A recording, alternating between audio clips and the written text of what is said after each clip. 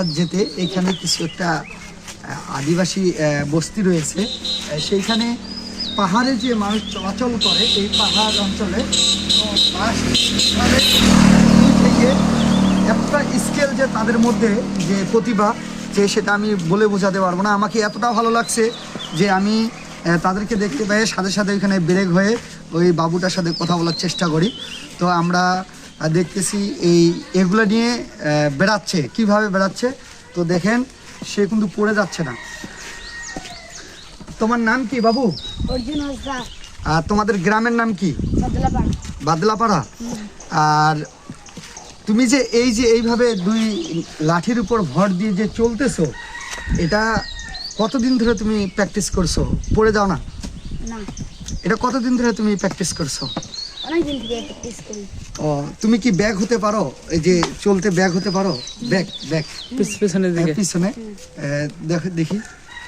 ও মাই god, আসলে এগুলা মূল উদ্দেশ্য কি? এটা তোমরা যে এইভাবে চলো, এটার কারণটা কি?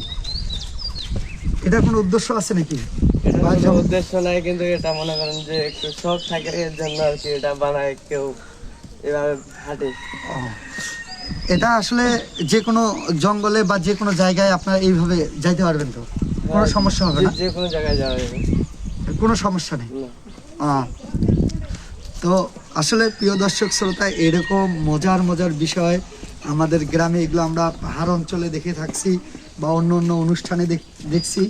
তো আজকে আমি সরাসরি দেখে আমার অনেকটাই ভালো লাগলো যে ছোট্ট একটি ছেলে কিভাবে লাঠির উপর ভর দিয়ে সুন্দরভাবে চলতেছে। তার পাশাপাশি একটা ভাইও, সেটা আমাদের গ্রামেই ধরা চলে, তো আমাদের বাড়ি থেকে একটু দূরে। তো ভিডিওটা ভালো লাগলে অবশ্যই শেয়ার করবেন। আর যাদের ইচ্ছা হয় ভিডিও করার জন্য, তো আপনারা সরাসরি বাদলাপাড়া আসতে পারেন। এটা কয় নম্বর ওয়ার্ড? 11 নম্বর ওয়ার্ডে। হ্যাঁ, তো আপনার কি লাঠি দিয়ে হাঁটা ছাড়া আর কোনো প্রতিভা আছে? আছে। কি প্রতিভা আছে আমাদের দর্শককে দেখাও।